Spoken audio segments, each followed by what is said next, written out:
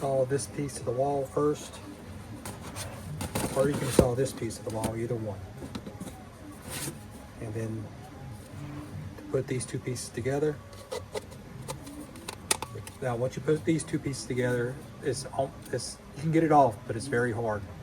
But they just snap in. Once you get one side,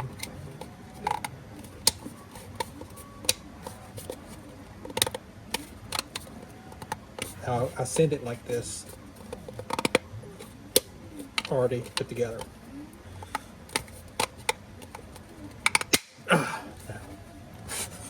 Then once that's put together, change it from 0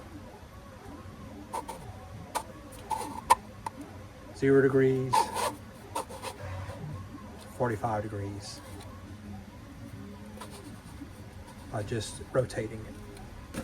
And to install your spotlight, soffit light, and you just put the cover piece on, snap in place, rotate it however you need it, then put the little set screws in these two, and that'll lock everything in place.